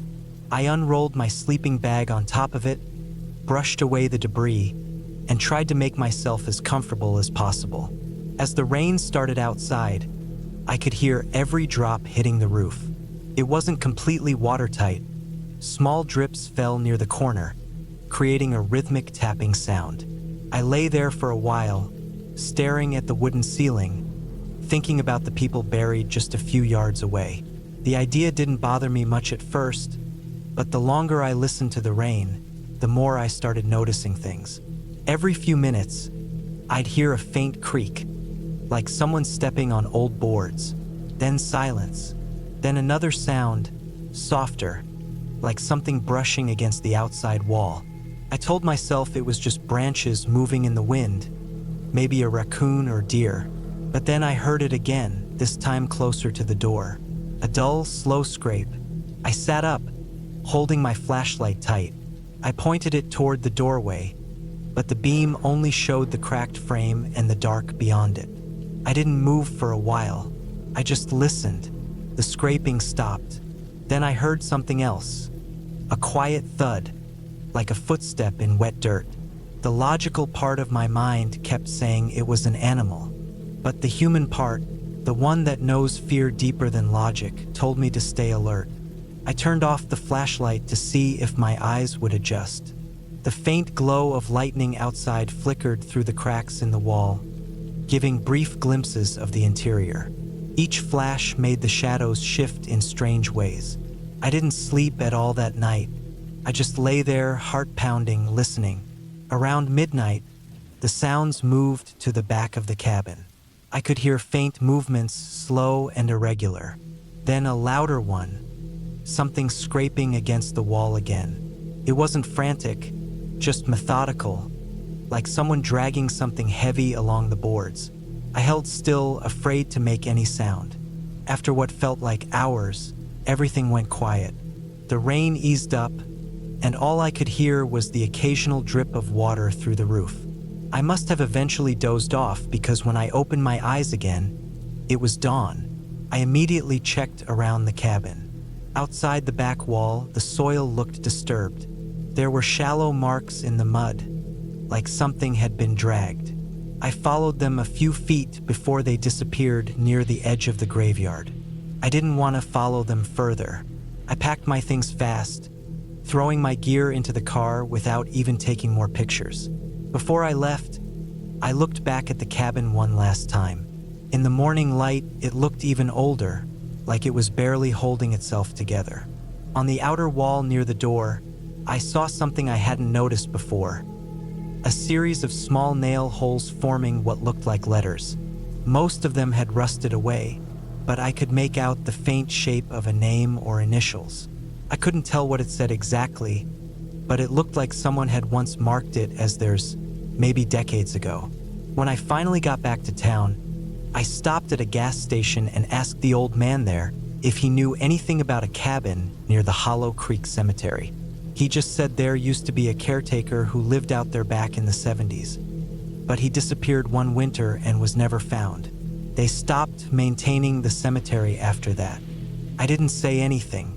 I just nodded and drove off, feeling that same tight knot in my chest I'd felt that night in the cabin. A week later, when I developed my photos, I noticed something strange. One of the pictures, the one I'd taken of the far end of the graveyard, facing the trees, had something in the background. Near the edge of the frame, half hidden by shadows, there was a figure-shaped outline. Not clear enough to see details, but enough to know it was a person. I knew for certain I hadn't seen anyone there when I took it. I deleted that photo. Even now, years later, I still think about that night whenever I drive through empty countryside. I'll see an old shed or a half-collapsed barn in the distance, and I'll feel that same uneasy pull in my gut. I never went back to that graveyard, and I never finished that photography project. But sometimes, when I wake up at night, I still hear it in my head. The slow scrape against the cabin wall, steady and patient, like something that had all the time in the world.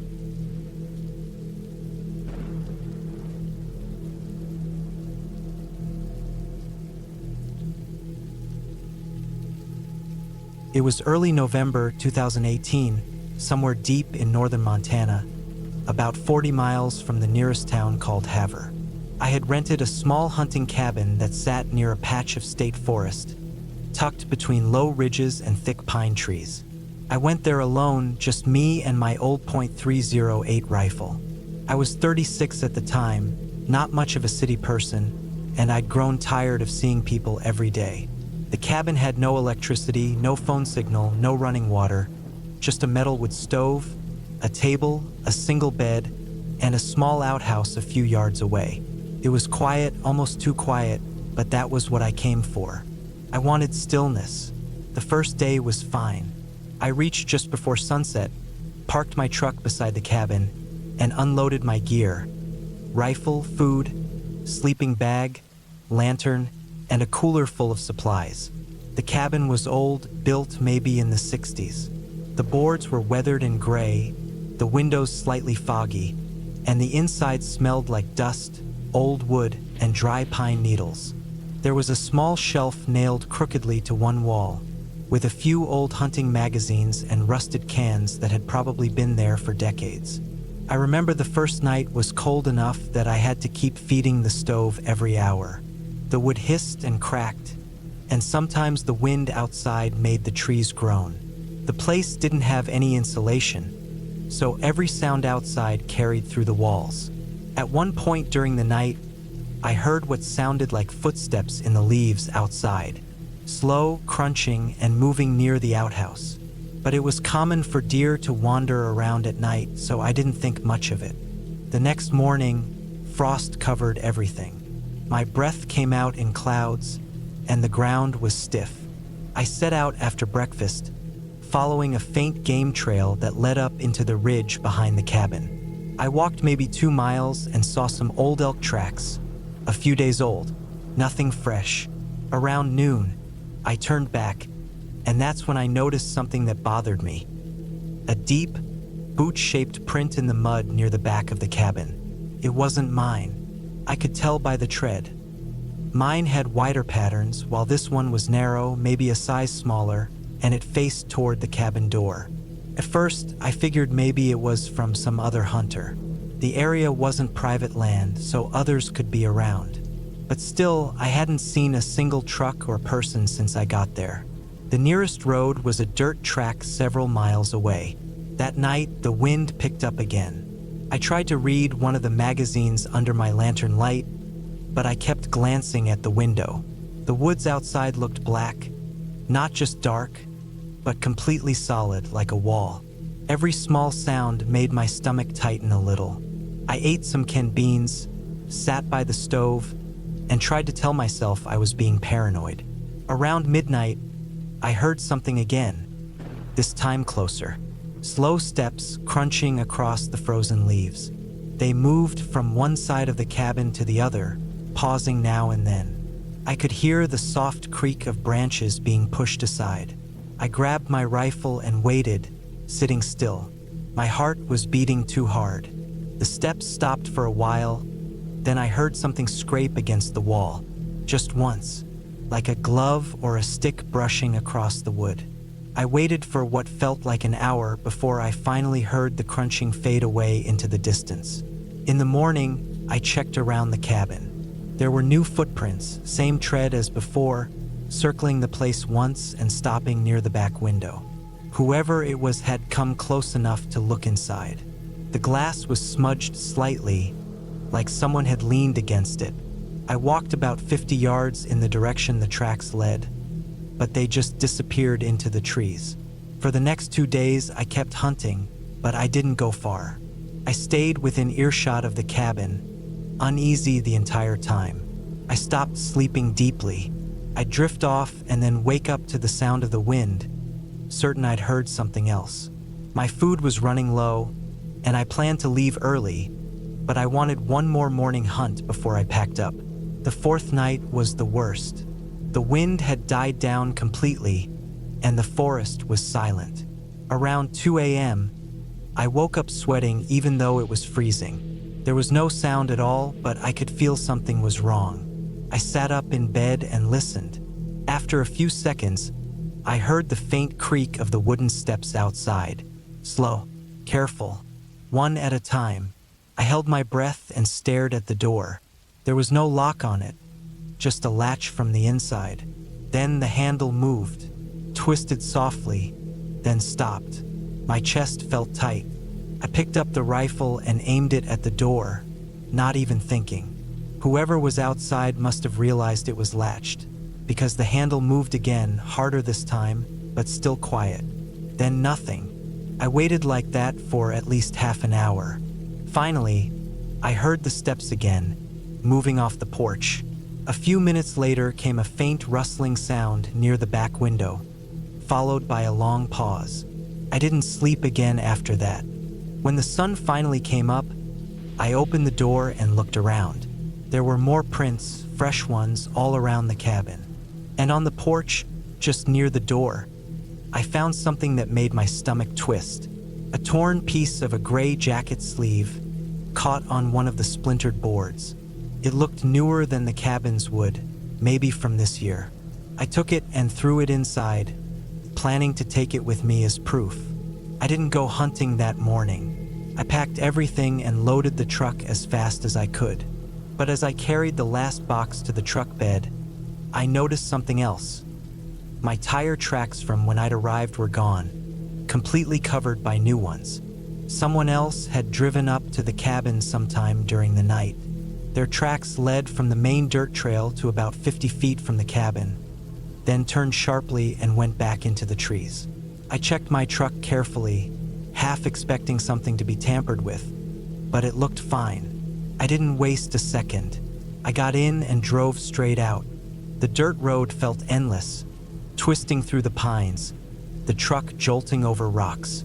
Every few minutes I checked the mirror, convinced I'd see another vehicle behind me, but there was nothing. When I finally reached the main road, I stopped at a gas station in Havre and told the clerk about what had happened.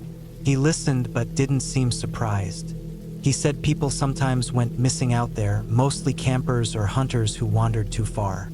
He said there were old squatters in those woods too, men who'd been living off the grid for decades, hiding from something or someone. I drove home that afternoon and didn't go back to that cabin. A few weeks later, I got a call from the Montana Wildlife Office. They said someone had found an abandoned campsite a few miles north of that same area. Tent shredded, food half buried, personal items left behind. They were investigating, but nothing came of it. Sometimes I still think about that night, about the handle turning slowly, about the footprints circling the cabin in the frost. I've hunted my whole life, camped alone for weeks at a time, but I've never felt fear like that before. It wasn't the dark or the woods. It was the thought that whoever had been out there knew exactly where I was, and they weren't just passing through. They were watching, waiting. I sold my hunting gear the next spring. I tell people I lost interest, that I've just grown tired of it, but that's not true. I can't shake the image of that gray sleeve caught in the wood, or the sound of footsteps moving slowly around the cabin while I sat there, holding my breath in the dark. I never saw who it was, but sometimes, when I wake up in the middle of the night, I still hear that same careful step, that soft scrape against the wall, and I know I'll never go back into those woods again.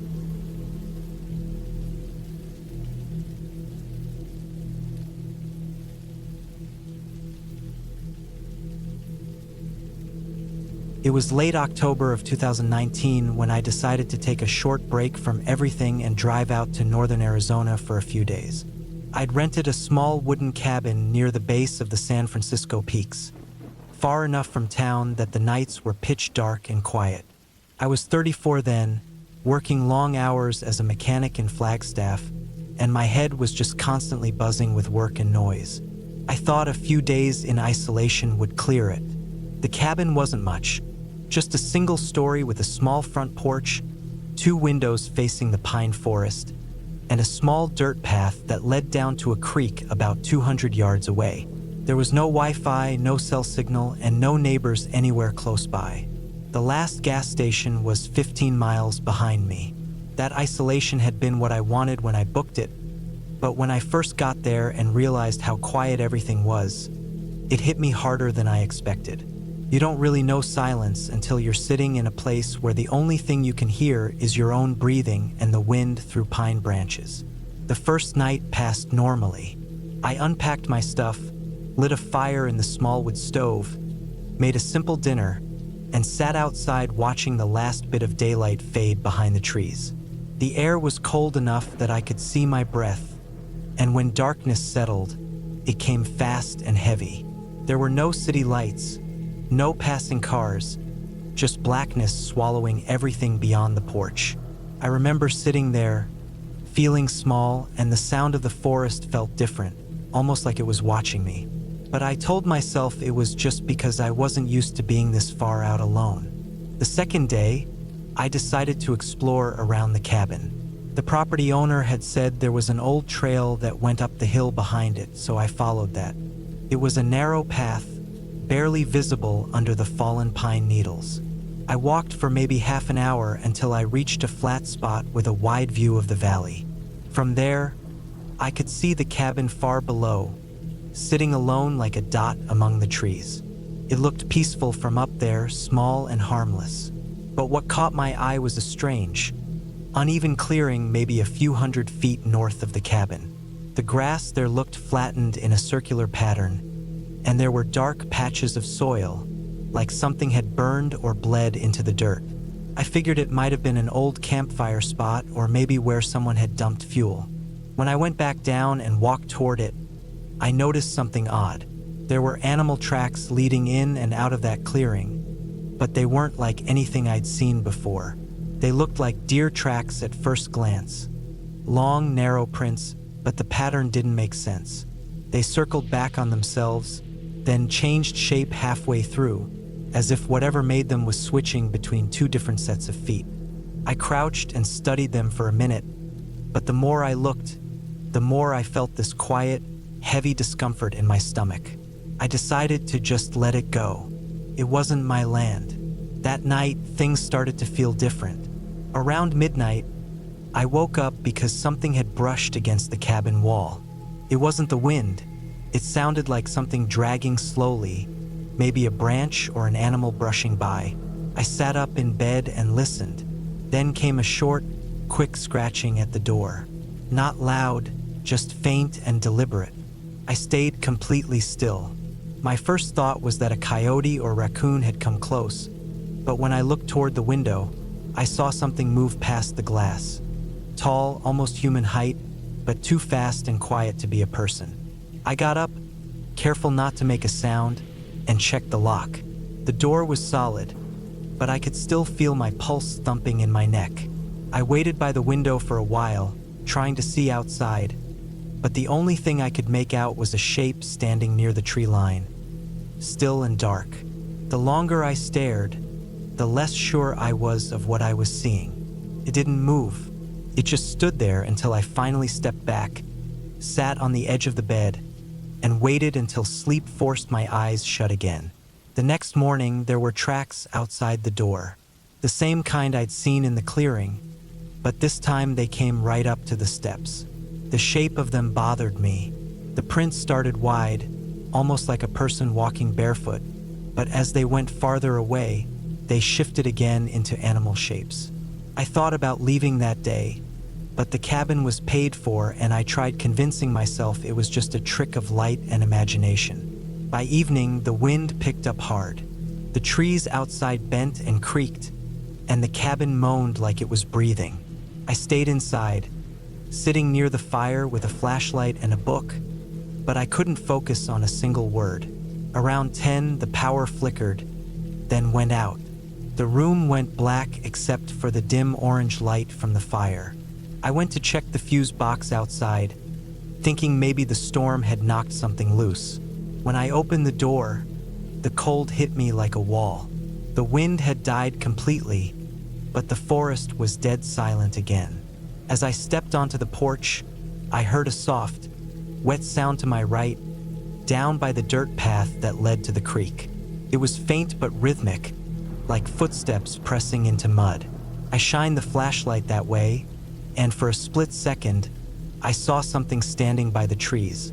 It looked human at first, a tall figure, maybe 6 feet, but the proportions were wrong. The arms hung too low, the legs too thin.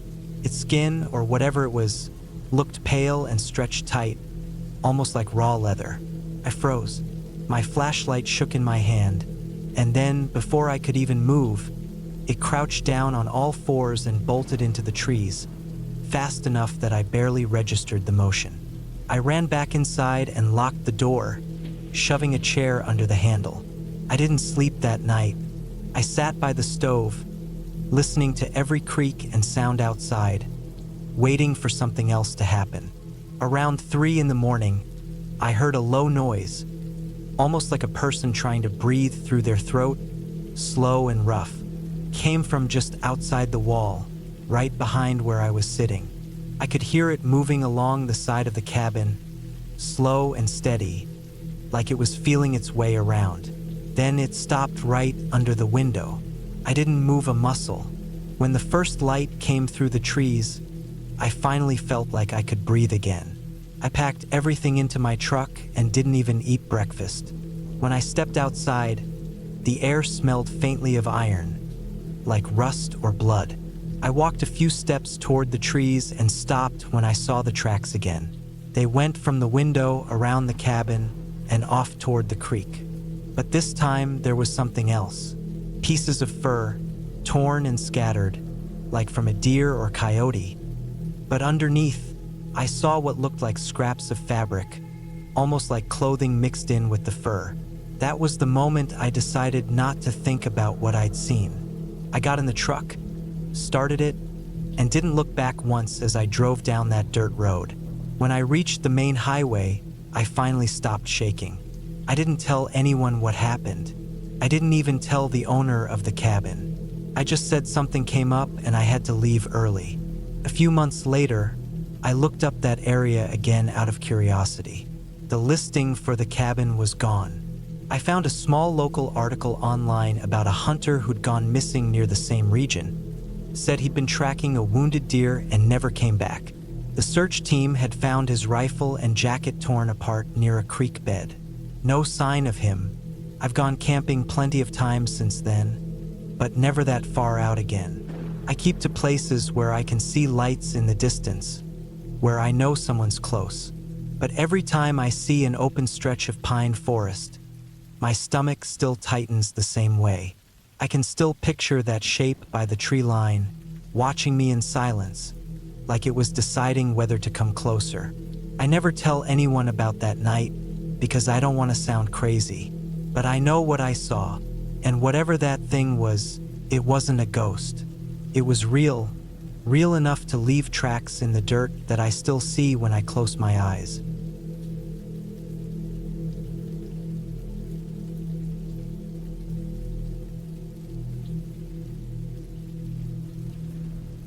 It was late October 2011. I was 28 then, working as a part-time mechanic in northern Minnesota. I didn't have much going on in my life back then. No girlfriend, no close family nearby, just long work hours and quiet weekends. Sometimes I'd take drives into the countryside just to clear my head. I liked the empty roads and the thick pine forests that stretched for miles, especially when the air had that cold bite that came right before winter. That's how I came across the old cabin. It was late afternoon when I first saw it. I had been driving down a narrow gravel road I'd never noticed before. It was uneven and full of potholes, surrounded by dense trees that blocked most of the light. I don't even remember why I turned down that road. Maybe I just wanted to see where it went. About 2 miles in, I noticed the outline of a cabin set back from the road, half hidden by overgrown brush. The roof looked sunken in the middle, and one of the window frames hung loose like a crooked jaw. I stopped the truck and got out. The air was colder there, still and damp. The smell of rotting wood and wet leaves hung around. I walked up the narrow dirt path that led to the porch, my boots sinking slightly in the soft ground. The place looked like it hadn't been touched in decades. The front steps were warped, the railing was gone, and the door had deep cracks running through it. There was no sound except the wind pushing through the trees. I don't know why I decided to go inside. Maybe it was curiosity or just boredom. I pushed the door open slowly. It didn't even creak, just swung open with a long sigh of air, like the whole cabin exhaled. The smell hit me right away. Damp wood, old mold, and something else underneath like rust or dried earth. The floor was covered in dust, thick enough to see footprints. I looked down and noticed several faint prints already there. They weren't mine. I told myself it was probably from animals or maybe some hunters who had wandered through, but the prints looked too clean, too human. They led across the room toward the back. I stepped inside and let the door fall shut behind me.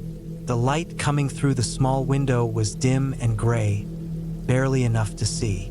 The cabin had one main room with an old stove, a small wooden table, and a single chair lying on its side. A torn curtain hung in the corner, moving slightly in the draft. The place felt wrong in a way that's hard to explain. Not haunted, not supernatural, just wrong. Like someone had left in the middle of something and never came back. I moved slowly, watching where I stepped because the boards were soft and made deep, hollow sounds under my weight. In the back was a small door leading to what I assumed was a bedroom. It was half open, and the inside was dark. I pulled it open the rest of the way. Inside, there was an old iron bed frame with no mattress, just rusted springs. The walls were bare except for a few nails where something had once hung. In one corner, I saw a wooden trunk. It was closed, but the lid was cracked slightly. I crouched down and lifted it. Inside were some old clothes, heavy wool shirts, thick pants, boots, and what looked like a canvas jacket. All of it smelled like dirt and rot. Beneath the clothes was a stack of yellowed papers tied together with string. I lifted the top one. It was a newspaper from 1976. The headline was barely readable, but it mentioned something about a missing local man. I remember sitting there, just staring at the paper, thinking about how strange it was that this place hadn't been touched in so long. Then I heard something outside. It was faint but clear, a slow crunch of gravel, like footsteps. I froze. My heart started pounding so hard I could hear it in my ears. I didn't move. The sound came again, closer this time. I set the papers down quietly and stood up, every step careful not to make noise. I moved to the front window and peeked through a slit in the curtain. The light outside was fading fast, turning the trees into black shapes.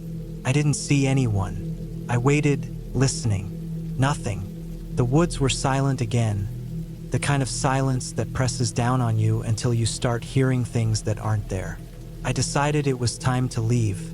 I'd had enough exploring for one day. When I turned toward the door, I noticed something on the floor that I hadn't before. A small stain near the threshold. Dark brown, almost black.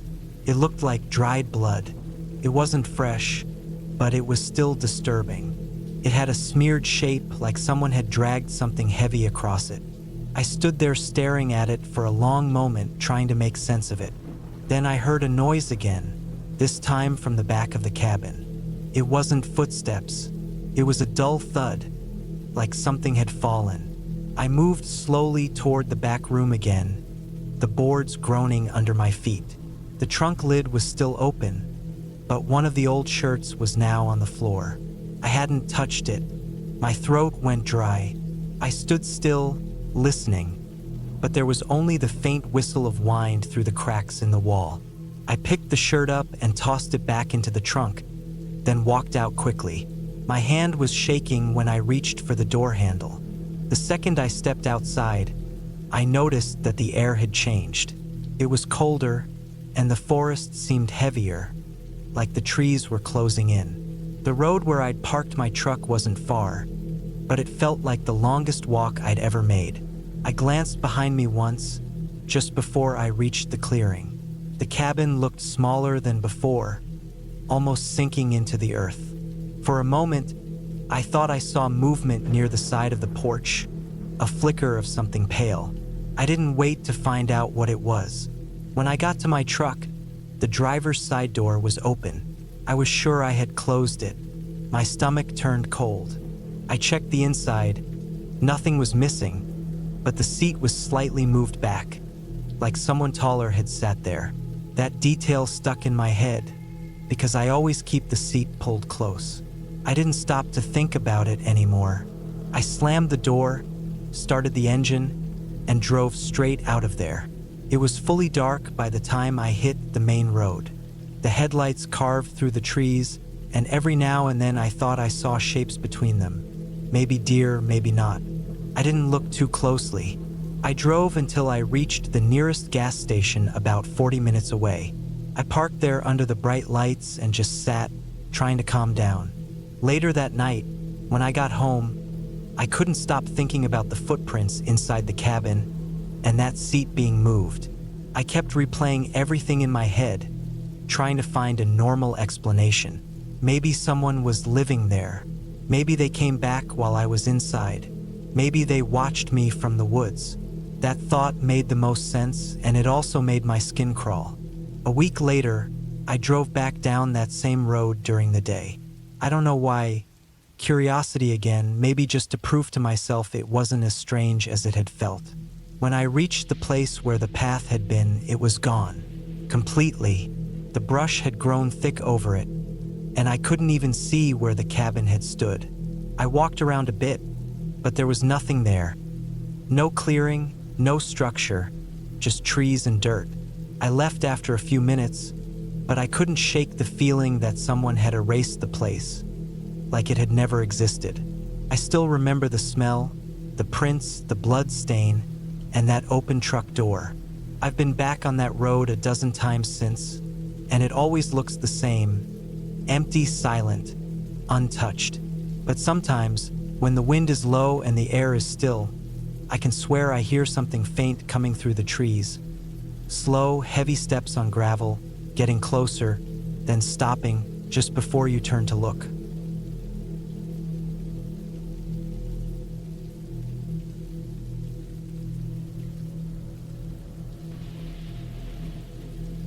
It was early October, the air already carrying that sharp bite of coming winter, and I had decided to take a week off from work.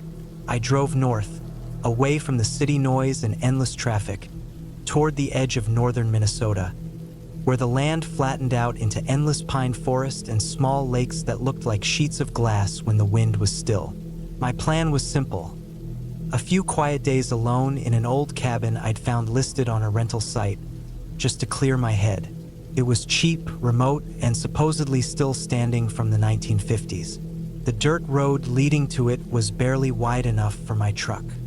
The forest on both sides looked untouched, trees so close together their branches tangled over the road, turning it into a kind of tunnel. I remember the crunch of gravel under the tires and how the sound got swallowed by the trees almost immediately. When I finally reached the clearing, I saw the cabin. Small, dark brown, wood faded by decades of weather. The roof sagging a little in the middle, windows with wooden shutters that looked nailed shut. There was no sign of anyone having been there for a long time. Grass had grown up high around the front steps. I could smell the damp earth mixed with the faint scent of pine sap. The place had no electricity, that was fine.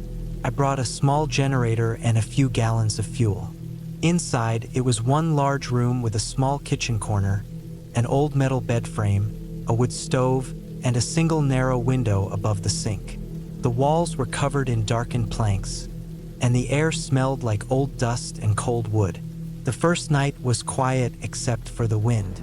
I cooked a can of beans on the stove, sat by the single lamp I'd brought, and listened to the creaks that came from the cabin settling as the temperature dropped. I thought it was peaceful at first, almost too peaceful. But as I lay in the bed, I noticed how deep the silence really was. Not a single cricket, not an owl, not even the rustle of leaves. Just the sound of my breathing and the occasional soft pop from the wood stove. The next day, I went out exploring.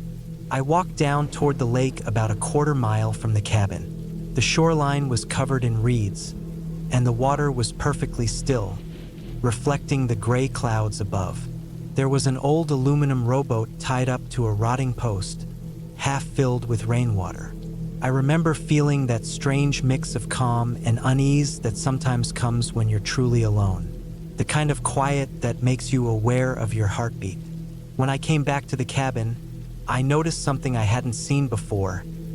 On the side wall, near the back corner, there were deep scratch marks, not like animal scratches.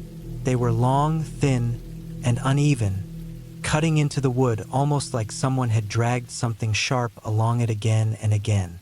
They looked old, weathered, and partly hidden under layers of dirt. That night it rained, hard. The sound on the tin roof was deafening. I lay awake, watching the light flicker from the oil lamp, listening to the storm. Around midnight I heard something outside. Not thunder, not the rain, but a thump. Then another, slow, heavy. I tried to ignore it, told myself it was just a branch or maybe something sliding off the roof. But after the third sound, I couldn't pretend anymore. It was coming from the back wall, right where those scratch marks had been. The sound stopped after a while, and I stayed awake until dawn, staring at the ceiling, my hand on the flashlight beside me. When morning came, I went outside to look. There were fresh footprints in the mud boot prints. Not mine. They led from the trees to the back wall and then disappeared around the side toward the woods. I don't know why I didn't leave that morning. Maybe I was too tired, or maybe part of me thought I was overreacting. I told myself it could have been hunters, maybe someone passing through the area. The nearest town was about 15 miles away, and there were logging routes through the forest that weren't shown on most maps. I tried to convince myself of that. That afternoon, I went back down to the lake, partly to calm my nerves. The air was cold, and mist hung low over the water. When I came back, I noticed something that made my stomach tighten. The door to the cabin was open, not wide, but enough to see the darkness inside. I had locked it before I left. Inside, everything looked the same except for one thing. The old metal bed frame had been dragged a few inches across the floor. I could see the trail in the dust. I stood there for a long time, listening, waiting to hear if anyone was still inside, but there was only silence. I checked the whole cabin, every corner, even the storage shed behind it. Nothing. That night I kept the lamp on. I sat in a chair, staring at the door, listening for any sound outside. The rain had stopped, but the forest still dripped and sighed with the sound of falling water from the trees. At one point, I thought I heard a faint metallic sound, like a shovel scraping dirt. It was distant but clear enough that it didn't blend with the usual forest noise. I turned off the lamp and listened.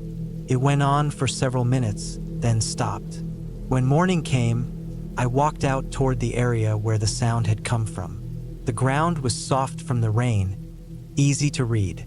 There were footprints again, fresher this time, leading into a patch of dense brush about 100 feet from the cabin. I followed them, pushing through the wet branches until I came to a small clearing. That's when I saw the ground had been dug up. It wasn't a big hole, maybe 3 feet wide, a couple of feet deep, but it looked fresh. The dirt was piled unevenly, and in the middle of the hole, sticking out from the soil, was a piece of rotting wood. It looked like part of a box or crate. I knelt and brushed away some of the dirt. It wasn't a crate. It was part of a small wooden coffin. I didn't touch it after that. My throat felt dry, and my hands started shaking. I backed away slowly, watching the trees, half expecting to see someone watching me. When I got back to the cabin, I packed my things as fast as I could. As I loaded the truck, I noticed the footprints again, leading from the woods, stopping just behind the cabin. There were new scratches on the wall too, fresh ones. They were deeper, cutting through the old wood like something had clawed or carved into it overnight. I didn't stay another minute. The road out of there felt longer than it had before, winding through the forest that now looked darker, heavier, almost suffocating. When I finally hit the paved road and saw the first sign of a house miles later, I felt like I could breathe again. A week after I got home, I couldn't stop thinking about that cabin. I called the number from the listing, but it had been disconnected. I tried searching for the place online again, but the listing was gone. The address didn't come up on any maps. It was like it had never been there. Months later, while scrolling through a local news site, I came across an article about a missing person from that same region, a park worker who disappeared a few years earlier. The article mentioned a search area near an abandoned cabin by a lake. They had found signs of someone digging but nothing else. I stared at that article for a long time. I remembered the hole, the wood, the scratches, the footprints, and I realized something that made my stomach turn. Whoever had been out there wasn't digging something up. They were trying to bury it. I haven't been back to the woods since then, but sometimes, when it rains at night and I hear the wind against my windows, I remember the sound of that shovel scraping in the dark and the way those footprints stopped right at the wall behind where I slept.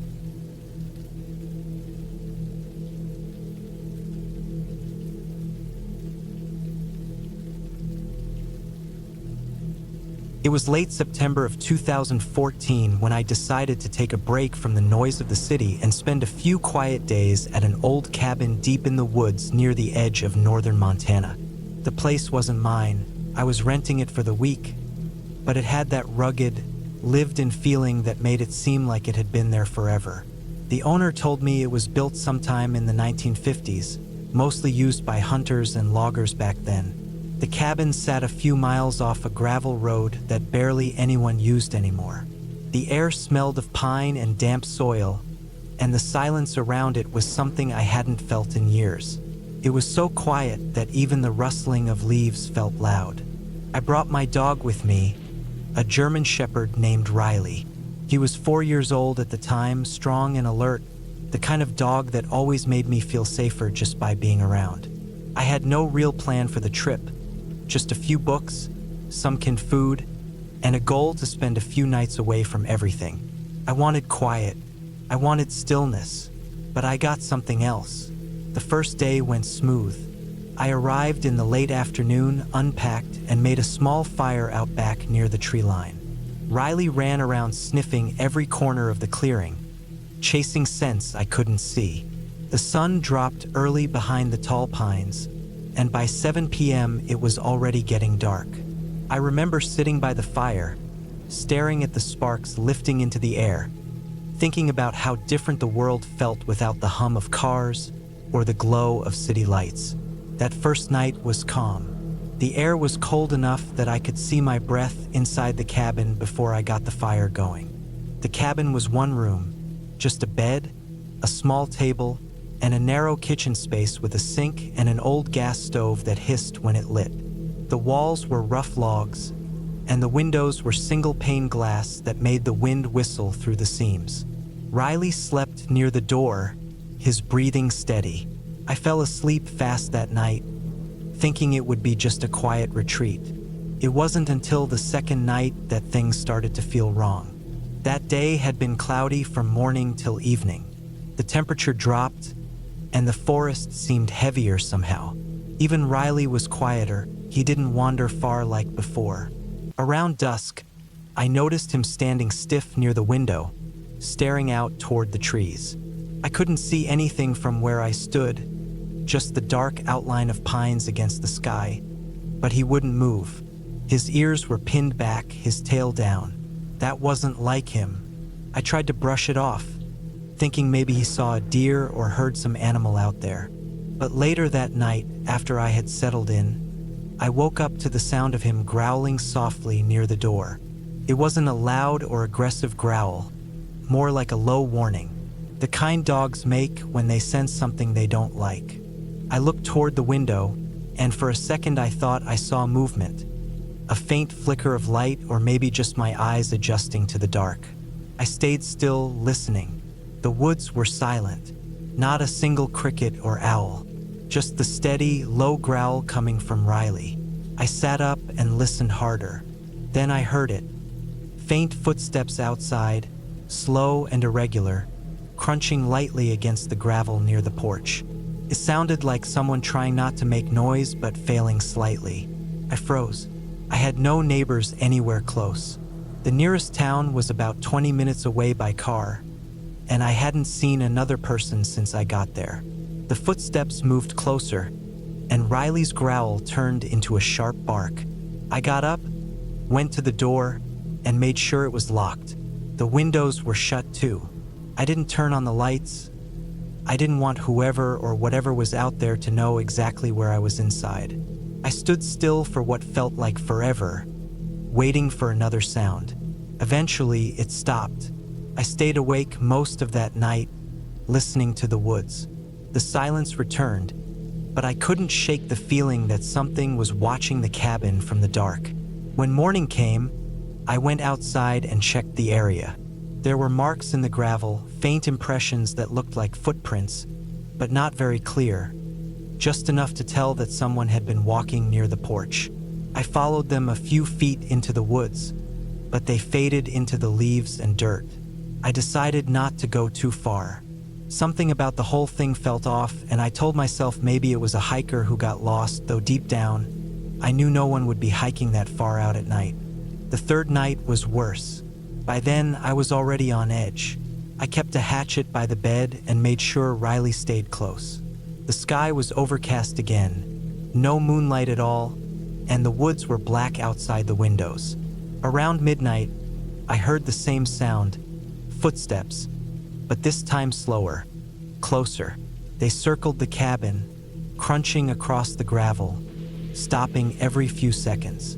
Riley stood at the door, tense, his body low and rigid.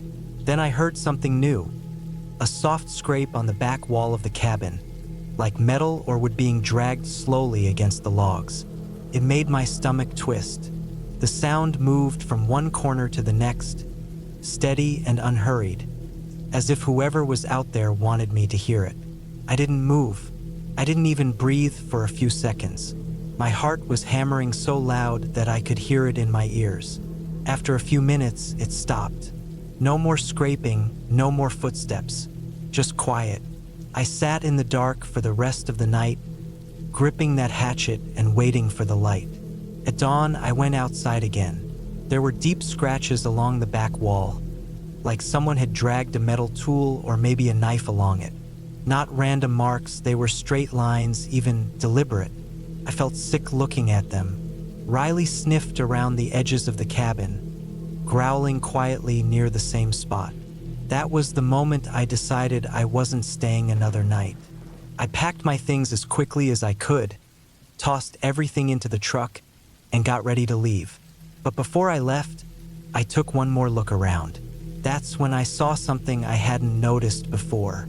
Behind the trees, maybe 30 feet away, there was an old hunting blind, a small wooden structure up on stilts. It looked weathered, probably abandoned years ago. I don't know why, but I walked over to it. When I got closer, I saw fresh signs of someone being there recently. Empty food wrappers, a half-burned cigarette butt, and a worn sleeping bag rolled up inside. Whoever had been creeping around the cabin had been living there, watching. That realization hit me harder than anything else. It wasn't some strange mystery. It was a real person out there. Someone who had probably been using that blind to watch the cabin and wait until night to come closer. I left that place immediately.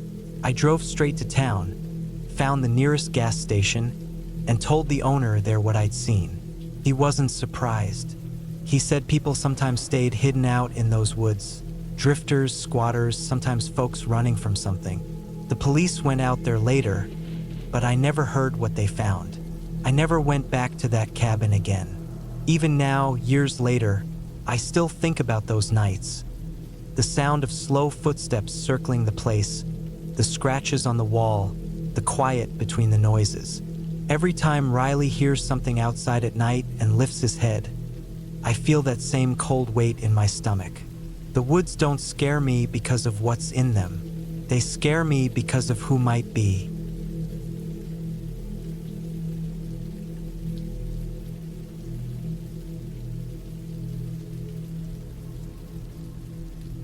It was the summer of 2011 when I decided to spend a few days alone at an old cabin my uncle used to own in northern Montana. It sat deep in the woods, far from any main road, about 15 miles from the nearest town. He hadn't used it in years, and the roof had been patched a few times by locals, but it was still standing. I wanted a break from everything, no phone, no noise, no people. Just me, some supplies, and quiet. I was 29 back then, working as a mechanic, and my head was always full of noise from the shop. That cabin felt like the perfect way to clear my mind. The drive out there took most of the afternoon. The last 5 miles were just dirt and gravel, full of potholes and narrow bends. My old Ford rattled the whole way, and branches scraped the sides like claws. By the time I got there, the sun was low, turning the trees gold. The cabin sat on a small clearing, half surrounded by thick pine trees, with a little shed about 50 yards behind it. The air smelled like sap and damp soil. Inside, the place was rough. Wooden floors, a small cot, an old stove, and a table. Dust covered everything. There were still some old cans of beans and coffee in the corner from who knows when. I cleaned up a bit, unpacked my sleeping bag, and set my stuff down. The silence out there was heavy.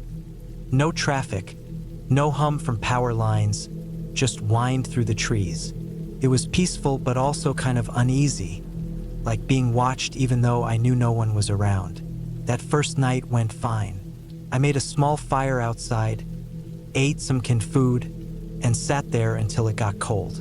The stars looked brighter than I'd seen in years. When I went inside, I locked the door with the old latch and laid down. The wood creaked a bit, but that was normal for old cabins. Around midnight, I woke up. It wasn't because of a noise exactly, it was more like the silence changed. I could hear the faint rustle of something outside. It wasn't wind, it was too steady. It sounded like slow steps moving around the clearing. I laid still, staring at the ceiling. The steps crunched softly on the dry ground, stopping and starting again. My first thought was an animal, maybe a deer or raccoon, but the rhythm of the steps was wrong. It sounded more deliberate. I didn't move. After a few minutes, it faded away. I must have stayed awake another hour before falling back asleep. The next morning, everything looked normal. The grass near the cabin was slightly flattened, but that could have been from me walking around the day before. I went out to the shed behind the cabin. It still smelled of old oil and wood. There were a few tools, some nails, and a rusty axe head, but no handle. I spent most of the day cleaning up inside, fixing a loose window latch, and chopping some wood from the pile outside. The woods were quiet again, but the thought of those footsteps stuck in my head. By late afternoon, clouds started rolling in. The light dimmed early, and thunder echoed far off. I decided to stay inside that evening. I lit a lantern, made a small meal, and read from an old hunting magazine left on the shelf. When the rain started, it came hard, hammering on the tin roof so loud it drowned everything else. It went on for hours. Sometime after midnight, I woke up again. The rain had stopped, but the sound outside wasn't gone. There was a soft scraping, like something dragging across the side of the cabin. My heart started pounding. I listened hard, trying to make sense of it. Then it stopped. The silence after was worse than the noise itself. I forced myself to sit up, grabbed the flashlight from my bag, and pointed it toward the window. The glass was fogged from the inside, but I could see faint smears, like muddy handprints, on the outer frame. I didn't open the door. I waited until daylight before checking outside. When I finally stepped out, the ground was soaked from the rain, and sure enough, there were footprints, bare ones, leading from the edge of the clearing to the cabin wall. They circled once around the place, then vanished back into the woods. The size looked like a man's. I felt a chill in my chest that stayed there for hours. I tried convincing myself it was some lost hiker or drunk camper wandering through, but that didn't explain why they came right up to the cabin in the middle of the night.